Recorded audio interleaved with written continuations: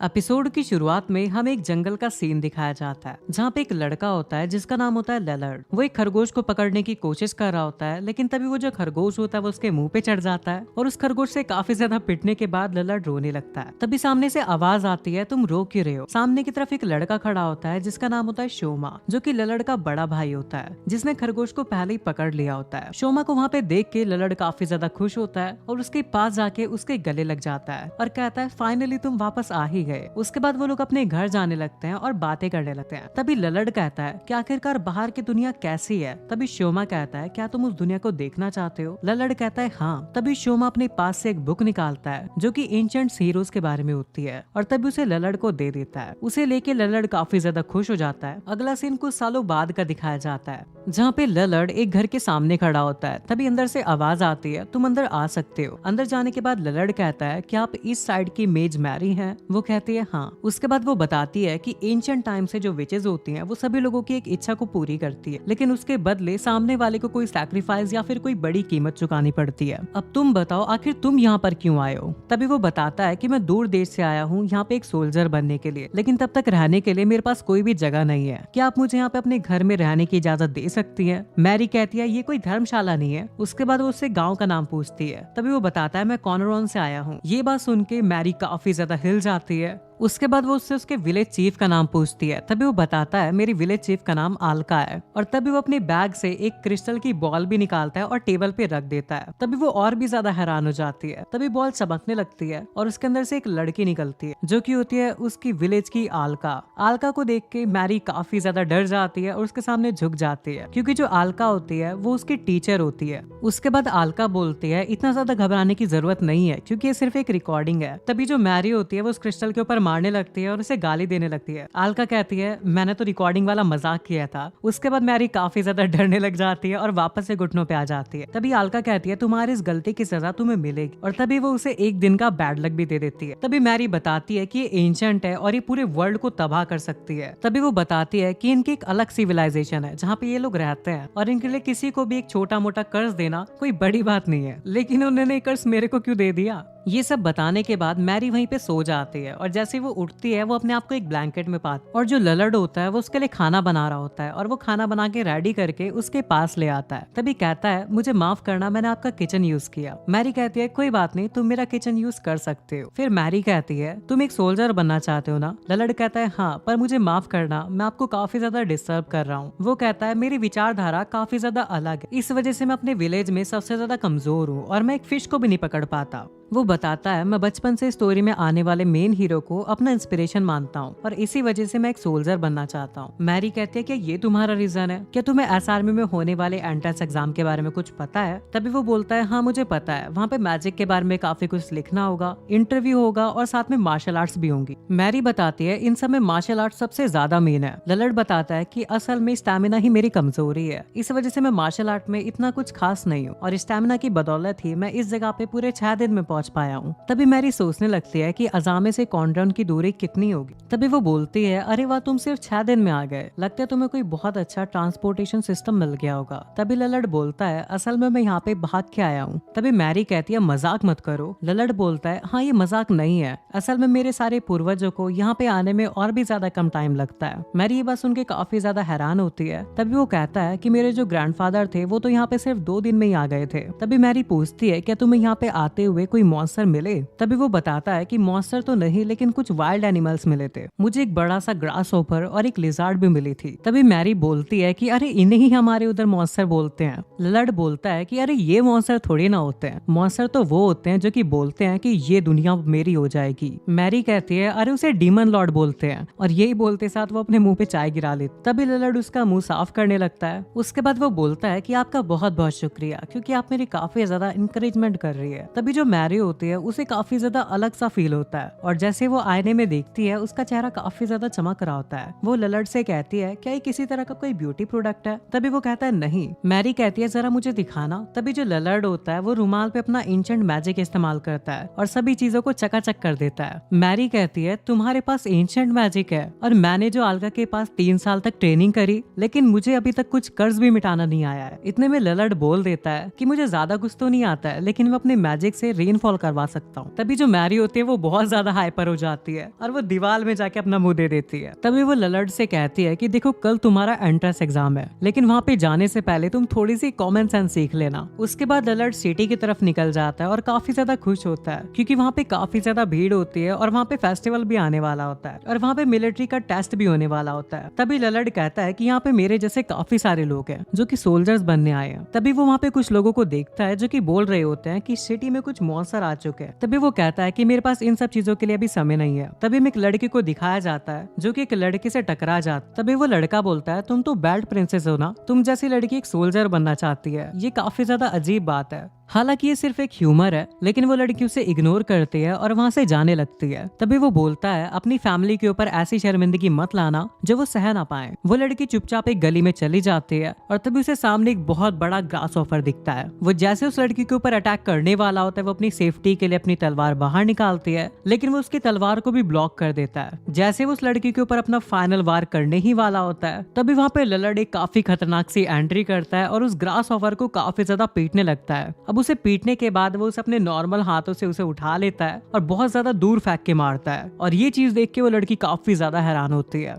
उसके बाद ललर्ड कहता है कि आजकल सिटी के अंदर काफी ज्यादा इंसेक्ट फैल चुके हैं। उसके बाद वो उस लड़की के पास जाता है और पूछता है क्या तुम ठीक हो। वो लड़की खड़ी होती है और कहती है हाँ मैं ठीक हूँ, लेकिन ये काफी ज्यादा डरावना था। ललर्ड काफी ज्यादा प्यार से उसके कपड़े साफ करता है और अपना रुमाल निकाल के उसके चेहरे पे घुमाने लगता है और कहता है तुम्हारे चेहरे पे थोड़ी सी धूल लगी हुई है। उसके बाद ललर्ड कहता है कि वैसे मेरे को थोड़ा सा इंपॉर्टेंट काम है, इसलिए मुझे जाना पड़ेगा। इतने में वो लड़की कहती है मेरा नाम सैलन है। तभी ललर्ड कहता है मेरा नाम ललर्ड है। उसके बाद ललर्ड एक छत के ऊपर कूद के वहाँ से जाने लगता है। अगले सीन में हमें सैलन का घर दिखाया जाता है जहाँ पे वो बार बार सिर्फ ललर्ड के बारे में सोच रही होती है और काफी ज्यादा ब्लश कर रही होती है। उसके मन में सिर्फ एक ही ख्याल होता है कि जब हम अगली बार मिलेंगे तो मैं और भी ज्यादा अच्छा मेकअप करके उससे मिलूंगी। उसके बाद वो आईने में अपना चेहरा देखती है और पास्ट की काफी सारी बातें याद करने लगती है। पास्ट में लोग उसे काफी ज्यादा भला बुरा कहा करते थे और अभी भी कहते हैं क्योंकि वो एक बैड प्रिंसेस है। उसका चेहरा कुछ ज्यादा अच्छा नहीं है क्योंकि उसे एक कर्ज मिला है। जब उसके पेरेंट्स ने उसे एक अच्छे मैजिशियन को दिखाया था तो मैजिशियन ने एक भविष्यवाणी की थी कि जब उसका सामना असली पावर से होगी तब उसका एक कर्ज हट जाएगा। ये बात सोचते हुए सैलन सोचती है कि तब से मैंने काफी ज्यादा प्रैक्टिस की है और मैं इतनी ही स्ट्रॉन्ग बन पाई हूँ, लेकिन तब से कोई भी फर्क नहीं पड़ा। उसके बाद वो काफी ज्यादा गुस्से में आ जाती है और अपने चेहरे से अपनी सारी बेल्टें हटा देती है। तभी सरप्राइजिंगली वो नोटिस करती है कि अब उसका कर्ज हट चुका है। तभी उसे ललर्ड याद आता है और वो कहता है वो स्ट्रॉन्ग पर्सन, और उसे उस जादूगर की भविष्यवाणी के बारे में भी याद आता है कि जब उसका सामना एक बहुत ही खतरनाक पावर से होगा तब उसका एक कर्ज हट जाएगा। तभी वो कहते हैं कि शायद वो ही मेरे नसीब का बंदा है। अगले सीन में हम देखते हैं जो ललर्ड होता है वो मैरी के लिए काफी सारी सब्जियां वगैरह और काफी सारी चीजें लेके आता है और जो उसके पास पैसे बचे थे वो मैरी के लिए उससे गिफ्ट भी लेके आया होता है। मैरी वो गिफ्ट देख के काफी ज्यादा खुश होती है और कहती है ये मेरे लिए। वो कहता है हाँ। अब ललर्ड डिनर बनाने के लिए चला जाता है और मैरी की खुशी का कोई भी ठिकाना नहीं होता। अगले सीन में हमें दिखाया जाता है कुछ बंदों को जो कि लोगों के ऊपर नजर रख रहे होते हैं। तभी वो बताते हैं कि इस साल कुछ ज्यादा ही कंपेटिटर आए हैं। तभी वो लड़का कहता है हाँ क्योंकि ये काफी ज्यादा जरूरी है, ये कंट्री की सबसे बड़ी सोल्जर आर्मी है। वो लड़की कहती है पर ये कुछ ज्यादा ही नहीं हो गया। रियो फैल्वन जो कि एक फीमेल मशीनरी है वो यहाँ पे क्या कर रही है। तभी वो लड़का कहता है कि हालांकि वो एक फीमेल मशीनरी है लेकिन मैंने उससे बात कर ली है और हमारे बीच एक डील हो चुकी है। वो बताती है लेकिन उसके ऊपर अलग अलग शहरों से वांटेड केसेस लगे हुए हैं। उसके बाद वो लड़की पूछती है आखिर तुमने उसके साथ डील क्या की है। वो लड़का कहता है अगर वो यहाँ की आर्मी के अंदर भर्ती हो गई तो उसके ऊपर सारे वारंट हट जाएंगे।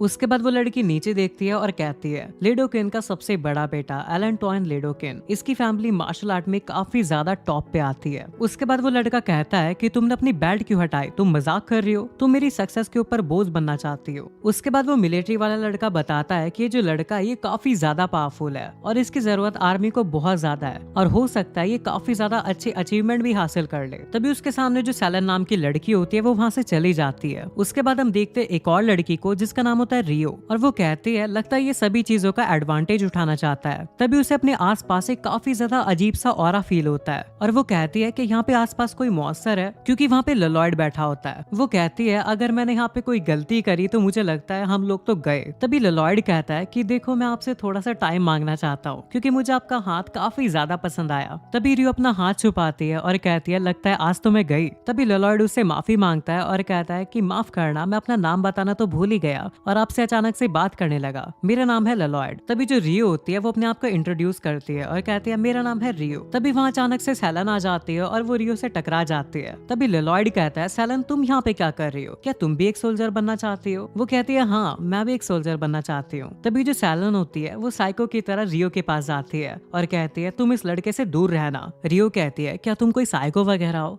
तो वो सच में साइको जैसा ही रिएक्ट करने लगती है। वो कहती है तुम सच में साइको ही हो। तभी लेलॉयड कहता है असल में मैं रियो से थोड़ी देर पहले ही मिला हूँ। उसके बाद वो थोड़ी सी बातें करने लगते हैं। हालांकि रियो को डर लग रहा होता है लेकिन उसे एक मौका भी लग रहा होता है थोड़े ज्यादा पैसे कमाने का। तभी वहाँ पे टेस्ट शुरू हो जाता है और वहाँ पे सभी को एक स्टील डमी के सामने रख दिया जाता है और लोगों को उनके नंबर वाइज से उस डमी के ऊपर अटैक करने के लिए बुलाया जाता है। तभी वहाँ पे जो मेल्ट फैन होता है वो सभी लोगों के ऊपर नजरें बनाए बैठा होता है और स्पेशली हमारे लेलॉयड पे, क्योंकि वो वहाँ की एक नई एंट्री होता है। तभी रियो कहते हैं यहाँ पे क्या मजाक चल रहा है? रियो कहती है मैं तो आर्मी सिर्फ इसलिए ज्वाइन कर रही हूँ क्योंकि मैं काफी सारे पैसे कमाना चाहता हूँ और मुझे नहीं लगता कि इससे ज्यादा अच्छा रास्ता कोई होगा। तभी रियो उससे लेलॉयड के बारे में पूछती है और वो बताता है कि मुझे नहीं पता, इसने इस साल अचानक से अपना रजिस्ट्रेशन कराया है। उसके बाद रियो की एग्जामिनेशन की बारी भी आने वाली होती है इसलिए वहाँ से चली जाती है। उसके बाद लेलॉयड की बारी भी आ चुकी होती है। लेलॉयड अपनी स्वॉर्ड लेके खड़ा होता है। तभी जो मेल्ट फैन होता है उसकी असिस्टेंट उसे बुलाती है लेकिन मेल्ट फैन उसकी नजर उसके ऊपर से हट ही नहीं रही होती। उसके बाद वो कहता है मैं इसके ऊपर अपनी नजरें नहीं बना सकता।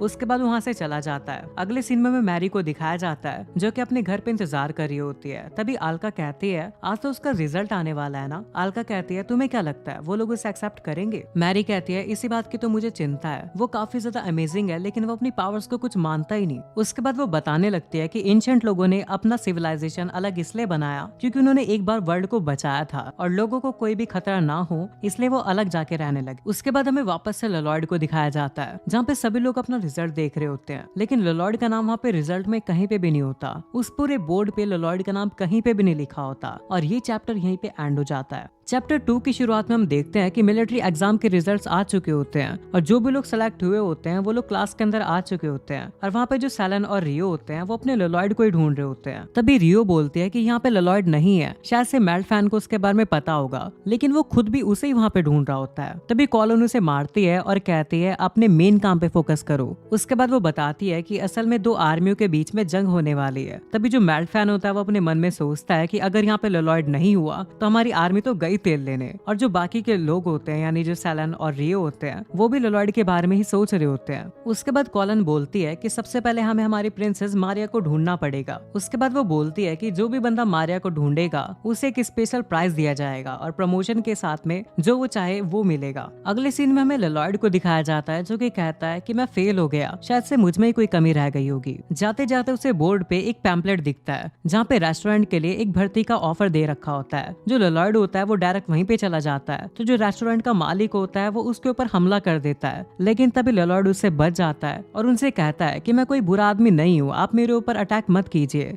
तभी रेस्टोरेंट का मालिक उसके पीछे का ऑरा देखता है और कहता है ये बंदा मुझे काफी ज्यादा खतरनाक लग रहा है, मैंने सुना है एक इंपीरियल गार्ड काफी टाइम से इधर उधर खुला घूम रहा है, शायद से वही होगा। तभी लेलॉयड कहता है मैंने आपका पैम्पलेट देखा, आप हायरिंग कर रहे हो ना, मैं आपके यहाँ पार्ट टाइम जॉब करना चाहता हूँ। तभी शॉप का मालिक सोचता है शायद से झूठ बोल रहा है और वो कहता है हमें कैफेटेरिया एक्सपर्ट चाहिए। लेलॉयड बताता है कि असल में मैं कुकिंग और क्लीनिंग में काफी ज्यादा अच्छा हूँ। वहाँ का मालिक कुछ उल्टा समझ लेता है और वो कुकिंग को मारधाड़ समझ लेता है और क्लीनिंग को जलाना समझ लेता है। लेलॉयड कहता है मैं अपनी जगह पे काफी ज्यादा बेहतर माना जाता हूँ, तो वो समझता है शायद ये किसी ऑर्गेनाइजेशन की बात कर रहा है। उसके बाद होटल का मालिक उसे उसकी कुकिंग स्किल्स दिखाने के लिए कहता है और उसकी तरफ फाइटिंग का पोज देता है। तभी लेलॉयड कहता है कि मैं रज़ाटो बनाऊंगा, यहाँ पे किचन कहाँ पे है वैसे। उसके बाद लेलॉयड काफी अच्छे तरीके से सब्जियां वगैरह काटता है। होटल का मालिक सोचता है ये तो नॉर्मल कुकिंग ही है वैसे। लेलॉयड बताता है कि वो यहाँ के मिलिट्री एग्जाम में फेल हो चुका है पर उसे उसकी बातों पे विश्वास ही नहीं होता। वो बताता है कि मेरे जो पेरेंट्स और मेरे गांव वाले हैं उन्होंने काफी इच्छा के साथ मेरे को यहाँ पे भेजा है और अगर मैं ऐसे ही अपने घर पे वापस लौट जाऊंगा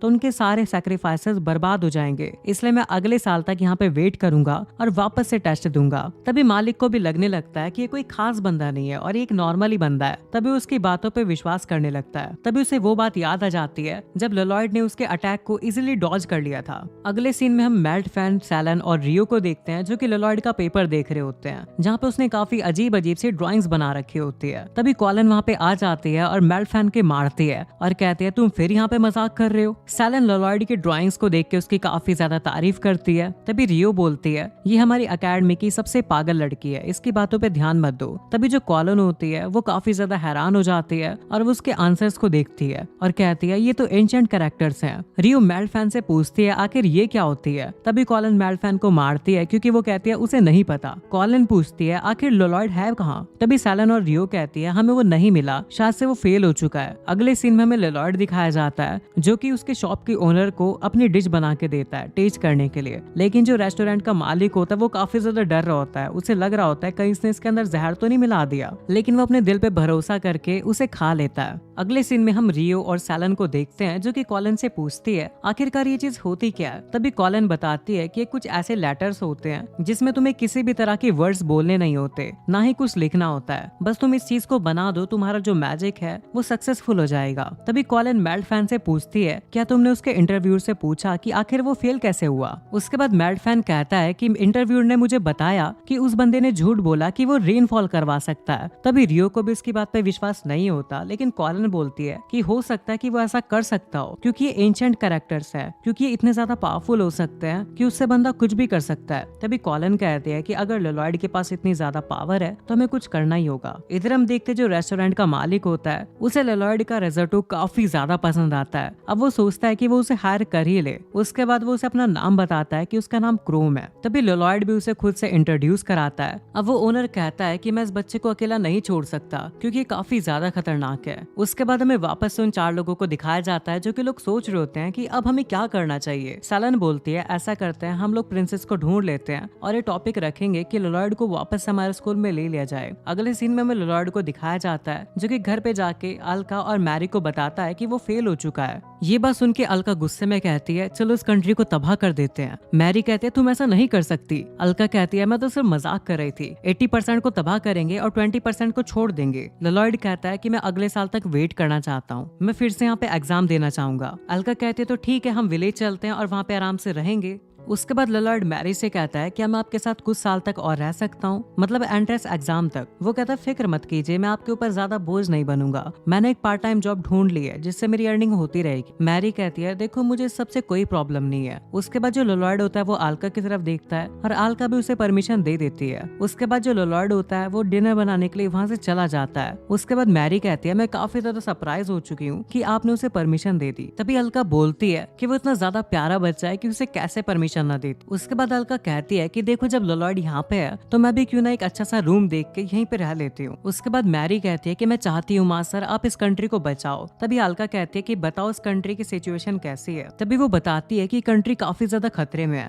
यहाँ पे काफी बड़ी वॉर होने वाली है। वो बताती है कि इस साल के फंडिंग फेस्टिवल के अंदर बाहर के काफी सारे लोगों को बुलाया है, तो ये जियो एम्पायर हमारे साथ कुछ साजिश रच सकता है। मैरी कहती है मैं सब नहीं होने दे सकती। तभी वो बताती है कि देखो अगर यहाँ पे सिचुएशन कोई और होती तो शायद मैं कुछ करती, लेकिन मैं और हमारे लोग यहाँ पे तभी आ सकते हैं जब ह्यूमैनिटी को एक बहुत ही बड़ा खतरा हो। ये ऐसी चीजें हैं जो ह्यूमंस भी हैंडल कर सकते हैं, इसमें हमारा कोई काम नहीं है। मैरी बताती है कि आज से 5 साल पहले मैं आपके पास गई थी एंशिएंट मैजिक सीखने के लिए, क्योंकि मैं हमेशा से अपने किंगडम को सही सलामत रखना चाहती थी। अल्का कहती है देखो मुझे तुम्हारी बातों पे पूरा भरोसा है, लेकिन मैं चाहती हूँ कि तुम जल्दबाजी ना करो। उसके बाद अल्का उसे एक छोटी सी वार्निंग भी देके जाती है और कहती है अगर गलती से लेलॉर्ड इस केस में शामिल हो गया तो तुम्हारी पूरे किंगडम को मैं तबाह कर दूंगी। उसके बाद अल्का वहाँ से जाने लगती है और कहती है कि मुझे यहाँ से जाना पड़ेगा क्योंकि मुझे भी अपने विलेजर्स के बारे में कुछ जान पहचान करनी पड़ेगी। उसके बाद जो मैरी होती है वो कहती है कि ये बुढ़िया कभी नहीं सुधरेगी। उसके बाद अल्का उसे वापस से याद दिलाने आती है कि हाँ और मैं तुम्हें बता दूं कि जब जब तुम मुझे गालियां दोगी ये जो तुम्हारा बैड लक वाला कर्स है ये वापस से एक्टिवेट हो जाएगा। बैड लक की वजह से उसके पैर की नस चढ़ जाती है और जैसे वो वापस उसके बारे में कुछ उल्टा बोलती है तो वापस से उसके पैर की नस चढ़ जाती है। उसके बाद जो मैरी होती है वो उस क्रिस्टल बॉल को उठा के कुएं में फेंक देती है और कहती है बुढ़िया तू वापस नहीं आ पाएगी। अगले सीन में हम देखते हैं रियो और मेल्फैन को जो कि एक रेस्टोरेंट में बैठे होते हैं जहाँ पे हमारा लेलॉर्ड काम करता है। रियो बोलती है कि मैंने सैलन के ऊपर लेलॉर्ड को छोड़ दिया है। वो बताती है कि जो सैलन है वो प्रिंसेस को जरूर ढूंढ निकालेगी क्योंकि वो लेलॉर्ड को पाना चाहती है। मेल्फैन बताता है कि हमें उसकी पावर की जरूरत है जिससे कंट्री में पीस आ जाएगा। इतने में रियो और मेल्फैन नोटिस करते हैं कि वो जगह आज काफी ज्यादा भरी हुई है क्योंकि यूजुअली इस टाइम पे काफी ज्यादा खाली रहती है और वहाँ का जो लंच है वो काफी ज्यादा बेकार है। उसके बाद जो रेस्टोरेंट का मालिक होता है वो उसके लिए खाना लेके आता है। जैसे वो लोग खाना खाते हैं वो लोग काफी ज्यादा सरप्राइज हो जाते हैं क्योंकि लॉयड ने काफी ज्यादा अच्छा खाना बनाया होता है। उसके बाद मेल्टफैन कहता है क्रोम इसका क्या मतलब, तुम इतना अच्छा खाना बनाने लग गए। तभी वो बताता है कि मैंने एक पार्ट टाइमर रखा हुआ है। मेल्टफैन कहता है अच्छा तो तुमने एक पार्ट टाइमर रखा हुआ है, लगता है तुम उसकी स्किल को वेस्ट कर रहे हो क्योंकि वो काफी अच्छा खाना बनाता है। तभी लॉयड अचानक से वहाँ पे आ जाता है। तभी वो दोनों शॉक हो जाते हैं। मेल्टफैन क्रोमा का कॉलर पकड़ता है और कहता है तुम जानते हो आखिर ये बच्चा कौन है। क्रोम कहता है मैट तुम्हें पता ही ये कौन है, मुझे तो नहीं पता यार। मेल्टफैन कहता है वैसे तो मुझे भी नहीं पता, मैं सिर्फ तुक्का मार रहा था। मेल्टफैन कहता है वैसे तुम्हें पता है वो कितना ज्यादा पावरफुल है। क्रोम कहता है हाँ मुझे पता है, मैं खुद इसे संभल के रहता हूँ, कहीं ये मेरे ऊपर अटैक ना कर दे। अगले सीन में हम देखते हैं लॉर्ड को जो कि कचरा फेंकने के लिए बाहर जाता है। तभी उसके सामने एक बहुत बड़ा ग्रास ऑफर आता है लेकिन वो उसे फेंक देता है। उसके बाद लॉर्ड अपने काम पे वापस जा ही रहा होता है लेकिन तभी वो मैरी को नोटिस करता है जो कि गली के अंदर जा रही होती है और कुछ लोग भी उसके पीछे होते हैं। तभी सामने में एलन को दिखाया जाता है जो कि आपस में फाइट कर रहे होते हैं। एलन बोलता है कि तुम यहाँ पे आके क्या साबित करना चाहती हो, क्या तुम उसे फाइट करना चाहती हो। सैलन उसकी किसी भी बात का जवाब नहीं देती और ये बात सुन के एलन को काफी ज्यादा गुस्सा आ जाता है और अपना स्पेयर निकाल लेता है। सैलन कहती है अगर तुम्हें लड़ाई करनी है तो मैं मना नहीं करूंगी लेकिन मुझसे एक प्रॉमिस करो, हम दोनों में से कोई भी किसी के ऊपर रहम नहीं करेगा। और ये बात एलन काफी ज्यादा सीरियसली लेता है और उसके ऊपर हमला करता है। सैलन काफी ज्यादा डर जाते हैं कि आज तक वो गई लेकिन इतने में जो उसकी बैल्स होती है वो डिफेंस कर लेती है। सब लोग काफी ज्यादा हैरान हो जाते हैं और सैलन भी हैरान हो जाती है और वो कहती है कहीं ये लॉयड का मेरे लिए प्यार तो नहीं। सभी लोग कहते हैं ये लड़की कितनी ज्यादा बेवकूफ है, आखिर ये ऐसा कैसे कह सकती है। सरप्राइजिंगली वहाँ पे लॉयड भी आ जाता है। वो कहता है कि मैंने सुना यहाँ पे कोई मॉन्स्टर है, मैं वही देखने आया हूँ। तभी सैलन उसे नोटिस कर लेती है और वो फटाफट उसके पास आ जाती है। सैलन को लग रहा होता है कि लॉयड यहाँ पे उसकी मदद करने आया है। उसके बाद सैलन वापस से एलन को चैलेंज कर देती है और कहती है कि मिस्टर लॉयड मेरे लिए तुमसे लड़ाई करेंगे। तभी वहाँ पे मेल्टफैन आ जाता है और वो एलन से कहता है क्या तुम इसके साथ फाइट कर रहे हो। तभी वो कहता है नहीं सर, मैं ऐसा नहीं कर रहा हूँ, मैं एक सोल्जर हूँ और मैं ऐसे लड़ाई नहीं करता। मेल्टफैन कहता है तुम मजाक मत करो, तुम्हें फाइट लड़नी पड़ेगी। ये बात सुन के एलन काफी ज्यादा हैरान होता है और तभी वहाँ पे कॉलिन आती है और कहती है तुम तो काफी ज्यादा स्ट्रिक्ट बंदे हो और तुम इसे कह रहे हो कि फाइट करो। मेल्टफैन बताता है कि यही लॉयड है। ये बात सुन के कॉलिन कहती है अब चाहे कुछ भी हो जाए लेकिन फाइट तो अभी शुरू होगी। अब एलन को ऐसा लगता है कि वो लोग उसका टेस्ट ले रहे हैं। एलन लॉयड से कहता है प्लीज मेरे साथ फाइट करो लेकिन लॉयड कहता है मैं काफी ज्यादा कमजोर हूँ। उसके बाद में उसे रिक्वेस्ट करता है। रियो कहती है कि तुमने एलन को ऐसा करने के लिए क्यों कहा, तुम्हें पता है कि अगर इन दोनों के बीच में लड़ाई हुई तो वो जिंदा नहीं बचेगा। बेवकूफी करते हुए एलन लॉयड से कहता है अच्छा ठीक है, पहला पंच तुम मेरे मुंह पे मार सकते हो, मैं तुम्हें परमिशन देता हूँ। लॉयड कहता है ठीक है मैं ट्राई करूंगा। उसके बाद जो लॉयड होता है वो जैसे अपनी पोजीशन में खड़ा होता है और अपने पंच को रेडी ही कर रहा होता है, वहाँ पे सभी लोगों की जान उनके गले में अटक जाती है। वो सभी लोग चिल्ला रहे होते हैं भाई उसे मत मार, वो मर जाएगा। जैसे ही लॉयड उसका पंच उसके पास लेके आता है उसकी हवा से उसका पूरा का पूरा मुंह हिल जाता है और तभी वहाँ पे काफी खतरनाक सा बवंडर आ जाता है और तभी लॉयड को कोई उड़ा के ले जा लेता है जो कि होती है मैरी। जैसे मैरी लॉयड को लेके जाती है ये सब चीजें क्रोमा देख लेता है और ये जो चैप्टर है यहीं पे एंड हो जाता है।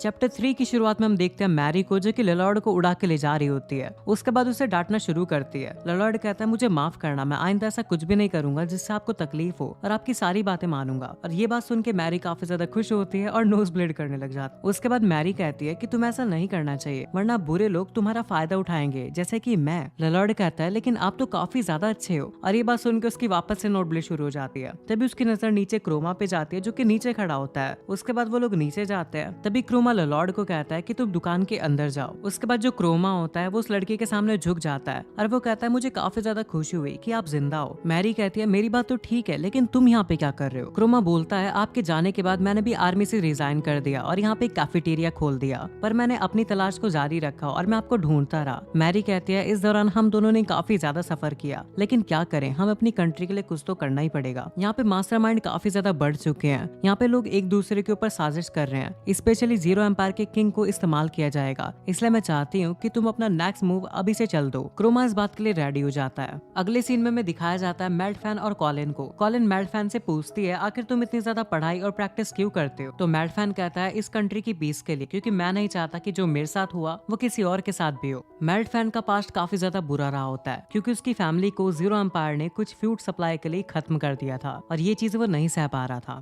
अगले सीन में हम देखते हैं सैलन और रियो को। रियो पूछती है आखिर तुम उदास की हो। सेलन कहती है मैं उदास तो बिल्कुल भी नहीं हूँ। तो रियो बोलती है अच्छा ठीक है, हमें फिर प्रिंसेस की तलाश में लग जाना चाहिए, वरना हम अपने लॉर्ड को एंट्री नहीं दिला पाएंगे। सेलन बोलती है इसी वजह से हम उस विच मैरी के पास जा रहे हैं थोड़ी सी इन्फॉर्मेशन कलेक्ट करने। जैसे वो मैरी के घर के बाहर जाते हैं और नॉक करते हैं तो सामने से लॉर्ड आ जाता है। तभी वो दोनों उसको देख के काफी ज्यादा शॉक हो जाते हैं और तभी वो उस घर के अंदर आ जाते हैं, जहाँ पे सेलन काफी ज्यादा घबरा रही होती है क्योंकि वो एक विच, वो भी एक लड़की के घर में रह रहा होता है। रियो से छेड़ते हुए कहती है कहीं तुम्हें ऐसा तो नहीं लग रहा है कि लॉर्ड का उसके साथ कुछ चल रहा है। सेलन कहती है ऐसी कोई बात नहीं है, हम दोनों तो किस्मत के मिलाए हुए हैं, आखिर हमें कौन अलग कर सकता है। इतनी देर में लॉर्ड उनके लिए चाय लेके आता है और जो सेलन होती है वो उससे कुछ ज्यादा ही चिपकने लग जाती है। रियो कहती है इसे लगता है कि लॉर्ड ने इसका कर्ज मिटा दिया है, लेकिन सच तो ये है कि उसकी पावर से इसकी बेल्ट ही डर चुकी है। थोड़ी देर में वहाँ पे मैरी भी आ जाती है, लेकिन उसको नहीं पता होता कि घर में कोई और भी है और वो काफी ज्यादा ओवर एक्टिंग करके सोफे पे लेट जाती है। लेकिन जैसे वो सामने उन लोगों को देखती है तो काफी ज्यादा हैरान हो जाती है। तभी लॉर्ड बताता है कि ये दोनों मेरे दोस्त हैं, रियो और सेलन। सेलन काफी ज्यादा गुस्से में होती है, जिसे देख के वो बोलती है ये क्या है। सेलन बोलती है मेरा नाम सेलन है। रियो बताती है मेरा नाम रियो है। जो मैरी होती है वो डरते डरते रियो के पास आती और इतनी देर में वो लॉर्ड से कॉफी बनाने के लिए कहती। तभी रियो बताती है कि असल में वो अपने सीनियर की वजह से आई। वो बताती है कि उसे इन्फॉर्मेशन चाहिए, वो भी प्रिंसेस के बारे में। तभी मैरी कहती है कि मेरे पास इस बारे में कोई भी इन्फॉर्मेशन। उसके बाद रियो को मैरी के ऊपर शक होने लग जाता है और मैरी को भी रियलाइज होने लगता है कि शायद से उसे पहचानने लगी है। अभी सेलन उससे पूछती है आप लोग यहाँ पे कब से रह रहे हो। तभी वो बताती है 2 सालों से। और अचानक से सेलन रोने लगती है। तो मैरी को ऐसा लगता है कि शायद से एक रॉयल फैमिली की बंदी यहाँ पे इतने टाइम से रह रही है, इस वजह से इसे रोना आ गया होगा। सेलन उससे कहते हैं कि मैं आपसे वर्ड टू वर्ड बात करना चाहती हूँ एक छोटी सी सच्चाई के बारे में। जो मैरी होती है वो उसे अपनी सच्चाई बताने ही वाली होती है।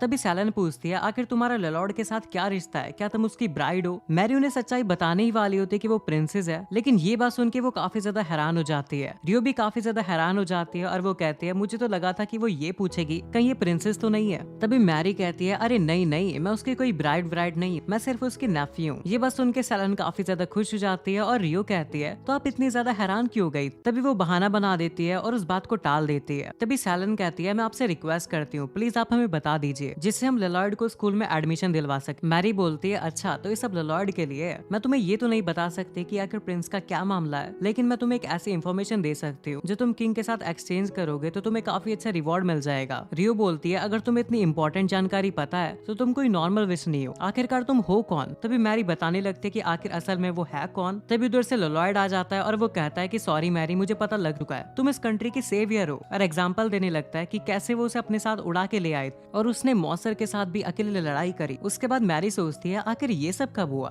उसके बाद वो बताने लगता है कि आपने बहुत सारे बड़े बड़े डीमंस को भी हराया है। उसके बाद लॉर्ड की इतनी सारी तारीफ सुन के वो काफी ज्यादा ही परेशान हो जाती है। उसके बाद वो कहती है कि अगर तुम्हें पता लगे गया है कि मैं इस वर्ल्ड की सेवियर हूँ तो बताओ मैं क्या करूँ। तभी मैरी कहती है लॉर्ड तुम काफी ज्यादा कमजोर हो। लॉर्ड कहता है हाँ मैं काफी ज्यादा कमजोर हूँ, मैं बस अपने मेंटोर की तरह बनना चाहता हूँ, या फिर कहो कि मैं जिससे काफी ज्यादा चाहता हूँ, मतलब इंस्पिरेशन के तौर पे। लॉर्ड कहता है मैं हार्ड से हार्ड वर्क करने के लिए भी तैयार हूँ, बस आप मुझे बताइए कि मुझे क्या करना है। तभी जो मैरी होती है वो अपने आप पे कंट्रोल नहीं कर पाती और वो रूड वे में कुछ ऐसा कह जाती है जिससे लॉर्ड वहाँ से चला जाता है। तभी सेलन बोलती है आखिर आपने ऐसा क्यों किया। मैरी कहती है अगर तुम्हें मेरी मदद चाहिए तो थोड़ा सा कोऑपरेट करो। लॉर्ड के वहाँ से जाते ही मैरी बताती है कि मैं ही यहाँ की प्रिंसेस हूँ मारिया अजामी, और उस कंट्री में होने वाले अटैक्स को रोकने के लिए ये सब कर रही है। रियो कहती है अच्छा तो तुम प्रिंसेस हो तो तुमने लॉर्ड को ऐसा क्यों कहा, तुम उसके ऊपर इतनी जोर से क्यों चिल्लाई, तुम्हें पता है उसके दिल पे क्या बीत रही होगी। उसके बाद वो लोग बैठ के बातें करना शुरू कर देते हैं और मैरी बताती है कि तुमने कभी कॉन्डोन के बारे में सुना है। वो लोग कहते हैं लेकिन वो तो एक फेरी टेल की कहानी है ना। मैरी कहती है ठीक है मैं तुम्हारी कहानियों को अभी असलियत में बदल। मैरी कहती है लॉर्ड वहीं से आया है। मैरी कहती है यहाँ पे जो कॉन्डोन की लीडर है उन्होंने मुझे साफ मना किया है, अगर लॉर्ड यहाँ के किसी भी मैटर में इन्वॉल्व होता है तो काफी ज्यादा लफड़ा हो जाएगा, इसलिए मैं नहीं चाहती कि लॉर्ड यहाँ पे जुड़े। वैसे भी मार्केट में काफी सारे लोग बढ़ चुके होंगे जो कि मुझे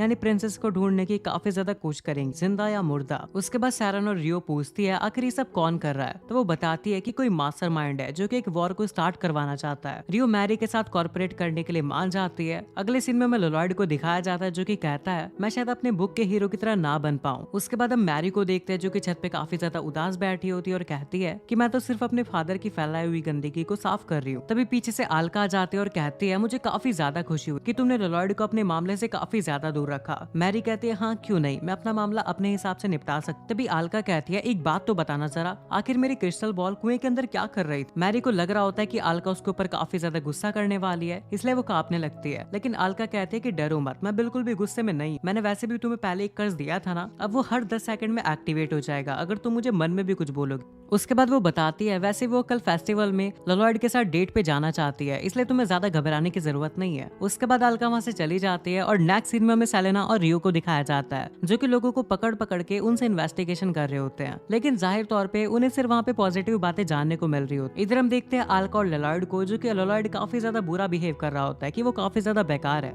अलका बाहर से दिखा रही होती है कि वो भी काफी ज्यादा सैड है क्योंकि ललॉयड काफी ज्यादा सैड होता है, लेकिन मन ही मन में वो काफी ज्यादा खुश होती है। उसके बाद वो ललॉयड को लेके फेस्टिवल एंजॉय करने के लिए निकल जाती है और काफी सारे गेम्स खेल के काफी सारे रिवॉर्ड जीत लेती है। वो ललॉयड को भी काफी ज्यादा खुश करने की कोशिश करती है, लेकिन उसका कोई भी रिएक्शन नहीं होता। इतने में अलका बोलती है चलो चॉकलेट खाते हैं। वो अपने पास से एक चॉकलेट निकालती है, लेकिन तभी वहाँ पे काफी सारे मॉन्स्टर भी आ जाते हैं। इधर हमें क्रोमा को दिखाया जाता है जो कि किंग के साथ खड़ा होता है और वो बताता है आपका बहुत बहुत शुक्रिया कि आपने मुझे आर्मी में वापस ले लिया। उसके बाद क्रोमा बताने लगता है कि असल में वो प्रिंसेस मैरी से मिल चुका है जो कि मास्टरमाइंड का पता लगा रही है और वो उन लोगों के साथ है जिनके ऊपर वो ट्रस्ट कर सकती हैं, इसलिए आपको चिंता लेने की कोई जरूरत नहीं है। क्रोमा कहता है मैंने अपना काफी सारा समय गवाया है मास्टरमाइंड ढूंढने के लिए, अब मुझे अब ये लग रहा है कि तुम ही यहाँ के मास्टरमाइंड हो, है ना। मेल्फैन सीधे सीधे हाँ कह देता है और वो कहता है कि देखो यार हमारे किंग के पास कोई भी एम नहीं है, उन्हें नहीं लग रहा कि सामने वाली कंट्री सरेंडर करेगी। तभी वहाँ पे रियो और सैलन भी आ जाती है और ये देख के मेल्फैन हैरान हो जाता है। तभी पीछे से मैरी भी आ जाती है और कहती है और अगर यहाँ पे मास्टरमाइंड को पकड़ा ही जा रहा है तो चलो इंट्रोड्यूस करते हैं यहाँ के प्रिंसेस को, मैं हूँ यहाँ की प्रिंसेस मारिया। मेल्फैन वहाँ से भागने की कोशिश करता है, लेकिन तब वहाँ पे किंग आता है और वो कहता है प्रिंसेस आ गई तुम। यहाँ पे जो किंग होता है वो काफी ज्यादा डार्क ऑरा में होता है, यानी वो किसी और के काबू में होता है। मेल्फैन खुश होकर बोलता है कि मैं तो सिर्फ इस किंग को कंट्रोल कर रहा हूँ। तभी जो किंग होता है वो उसे मारता है और कहता है तुम्हें क्या लगता है कि तुम मुझे कंट्रोल कर सकते हो। किंग कहता है तुम मुझे कंट्रोल नहीं कर रहे हो, बल्कि मैं तुम्हें कंट्रोल कर रहा हूँ। उसके बाद वो मेल्फैन को भी अपनी तरह एक मॉन्स्टर बना देता है और वो मेल्फैन को उनके ऊपर अटैक करने के लिए बोलता है। तभी जो मैरी होती है वो उसके सामने आ जाती है और मेल्फैन उसे मारने ही वाला होता है, लेकिन रियो उसके बीच में आ जाते हैं और कहते हैं कि तुम यहाँ से जाओ। मैरी वहाँ से भागने लगती है, लेकिन जो मेल्फैन होता है वो उसे डोमिनेट करने की कोशिश करता है, लेकिन जो मैरी होती है वो किंग के पास पहुंच जाती है और किंग कहता है तुम मुझे फॉलो कर रही हो। मैरी कहती है तुम मेरे फादर की बॉडी का इस्तेमाल कर रहे हो तो कैसे ना किया जाए। उसके बाद किंग कहता है ठीक है आ जा। उसके बाद जो मैरी होती है वो अपने मैजिक का इस्तेमाल करती है, लेकिन उसका कुछ भी असर किंग के ऊपर नहीं पड़ता।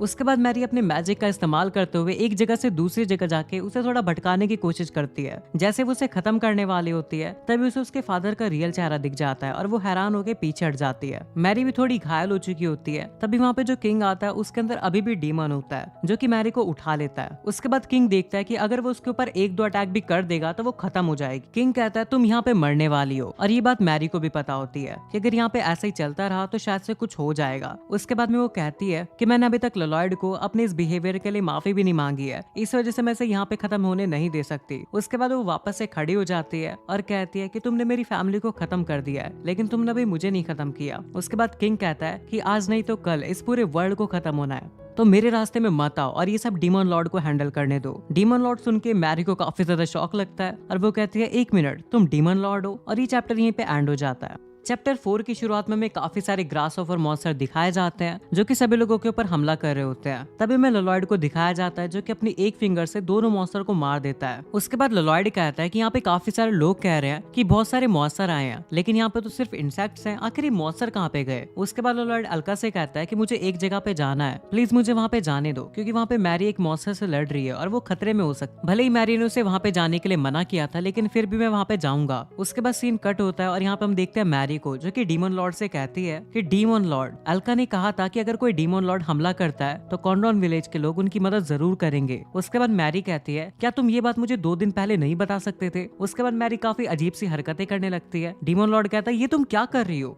मैं तुम्हें डरा हुआ और गुस्से में देखना चाहता हूँ। मैरी कहती है अच्छा, और इतना कह के वहाँ से भाग जाती है। डीमन लॉर्ड कहता है कि अभी तो तुमने कहा था कि रॉयल फैमिली के लोग कभी भी पीठ दिखा के नहीं भागते। मैरी कहती है मुझे पुरानी बातें बिल्कुल भी याद नहीं है। उसके बाद डीमन लॉर्ड मैरी से कहता है कि मैं तुम्हारा यहाँ पे इंतजार करूंगा। इधर हम देखते हैं ललॉयड को जो कि कहीं पे जा रहा होता है। तभी वहाँ पे ग्रास ऑफर मॉन्स्टर आता है, लेकिन तभी जो ललॉयड होता है वो अपने एक ही हाथ से उसे मारता है और वो बहुत दूर जाके गिरता है। जैसे वो मुड़ता है उसे वहाँ पे एलन दिखाई देता है और ललॉयड एलन से कहता है कि तुम वही हो ना जिससे मैं परसों मिला था। एलन कहता है हाँ मैं वही। उसके बाद वो कहता है कि हाँ मैं यहाँ पे छुप ही रहा हूँ क्योंकि मुझे मॉन्स्टर से काफी ज्यादा डर लगता है। तभी जो लोलॉयड होता है वो मॉन्स्टर समझ के डीमन लॉर्ड को इमेजिन कर लेता है और वो कहता है हाँ मॉन्स्टर काफी ज्यादा डरावने हैं। लेकिन वो एलन से कहता है कि लेकिन तुम तो एक सोल्जर हो और तुम काफी ज्यादा ताकतवर हो, लेकिन मैं काफी ज्यादा कमजोर हूँ क्योंकि मैं एक एग्जाम भी पास नहीं कर पाया था। तभी लोलॉयड के पीछे एक ग्रासहॉपर मॉन्स्टर आ जाता है और लोलॉयड उसके एक मार के उसे फेंक देता है। तभी लोलॉयड कहता है यहाँ पे हम एक जरूरी बात कर रहे हैं। उसके बाद लोलॉयड कहता है कि यहाँ पे काफी सारे इंसेक्ट आ चुके हैं। तभी एलन खड़ा हो जाता है और वो कहता है इंसेक्ट। लोलॉयड एलन से कहता है अब तुम खड़े हो सकते हो और जाके सारे मॉन्स्टर को मारो और अपना बेस्ट दो। उसके बाद लोलॉयड वहाँ से चला जाता है। उसके बाद सीन चेंज होता है और यहाँ पे हम देखते हैं एलन को जो कि एक मॉन्स्टर को मार देता है, जो कि मॉन्स्टर किसी को परेशान कर रहा होता है। इधर हम देखते हैं पूरे के पूरे किंगडम के ऊपर एक काफी बड़ा मैजिक सर्कल बना होता है, जो कि मैजिक सर्कल एल्का ने बनाया होता है और कहता है अगर ये डीमन लॉर्ड है तो मुझे भी कुछ करना चाहिए। उसके बाद वो कहती है कि उसका आज फाउंडिंग फेस्टिवल का दिन खराब करने के लिए तुम इसे पे करोगे, वो भी अपनी मौत से। उसके बाद हमें दिखाते हैं कि जो एल्का होती है वो अपने मैजिक स्पेल से सारे के सारे मॉन्स्टर्स को मार देती है।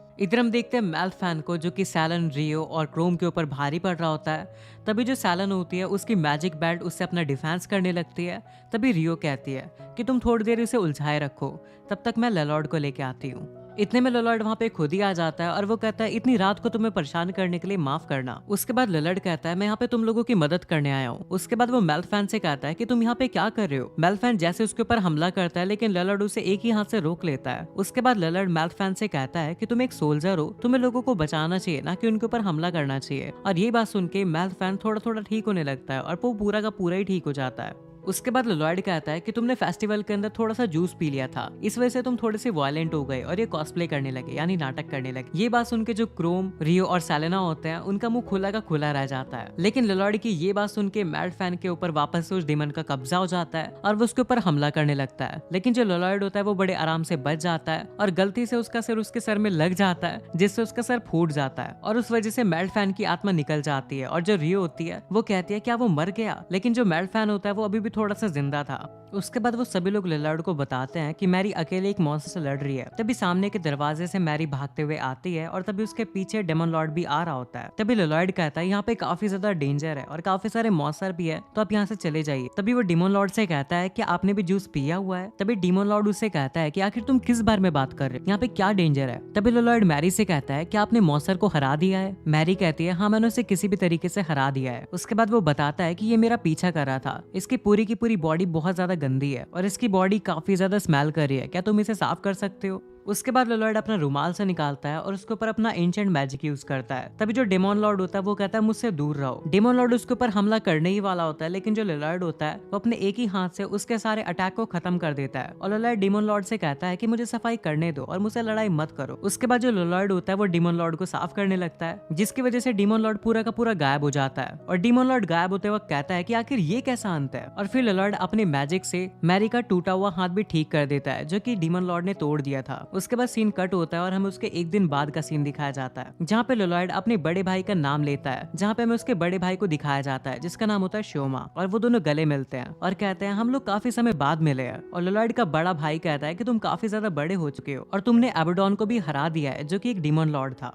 उसके बाद सीन शिफ्ट होता है और हमें कमांडिंग ऑफिसर को दिखाया जाता है, जो कि कहती है मुझे काफी टाइम से मेल्फॉन दिखा नहीं है, आखिर वो कहाँ पे होगा। इधर हम देखते हैं मेल्फैन को जो कि कहीं पे भाग रहा होता है और उसके पीछे एक बहुत बड़ा सा रैबिट मॉन्स्टर पड़ा होता है, जिसे एल्का मार देती है। उसके बाद हमें कॉनरॉन विलेज की वीट की फार्मिंग को दिखाया जाता है और एल्का बताती है कि हमने ऐसे तरह का वीट बनाया है जो कि पूरे साल उगाया जा सकता है। और एल्का बताती है कि जब डीमन लॉर्ड ऑफ ग्रासहॉपर ने अटैक किया था तो कॉनरॉन विलेज के लोगों ने ही पूरी दुनिया में वीट भिजवाया था और ये काफी ज्यादा मुश्किल भी था। तभी मेल्फैन सोचता है कि हाँ किसी ने फूड भिजवाया तो था। तभी सीन शिफ्ट होता है और एल्का मैरी से कहती है कि तुम अभी तक कासल क्यों नहीं गई। मैरी कहती है मुझे यहाँ पे रहने की आदत सी हो गई है और मैं कासल नहीं जाऊंगी, मैं यहीं पे रहूंगी। उसके बाद वहाँ पे लोलॉर्ड को बुलाने के लिए रियो और सेलेना आ जाते हैं। जैसे लोलॉर्ड बाहर निकलता है उसके साथ में एल्का भी बाहर निकलती है और एल्का और सेलन के बीच में लड़ाई हो जाती है। उसके बाद जो एल्का होती है वो सेलन की बेल्ट को देख के कहती है कि ये तो होली बीस्ट वेट रहा है, जो कि कॉनरॉन विलेज का एक आर्टिफैक्ट है जो कि अपने मालिक को किसी भी बुरी चीज से बचाती है। तभी वहाँ पे एरन भी आ जाता है और तभी लोलॉर्ड एरन को थैंक यू बोलता है और कहता है तुम्हारी वजह से मैं सोल्जर स्कूल में एडमिशन ले पाया। तभी जो एल्का होती है वो थोड़ी सी बदमाशी करना चाहती है एलन के साथ, लेकिन तभी सेलन की बेल्ट एल्का को वो करने से रोक देती है। उसके बाद वो लोग वहाँ पे काफी ज्यादा शोर करने लग जाते हैं। तभी मैरी काफी ज्यादा गुस्सा हो जाती है और कहती है तुम लोग काफी ज्यादा चिल्ला रहे हो, और वो एल्का को उठा के कबर्ड में फेंक देती है और कहती है तुम वापस जाओ। उसके बाद वो ललार्ड और बाकी सबको भी कह देती है कि तुम सब लोग भी अपने स्कूल में जाओ, और वो सारे के सारे भी अपने स्कूल में चले जाते हैं। और ये जो चैप्टर है यहीं पे एंड हो जाता है।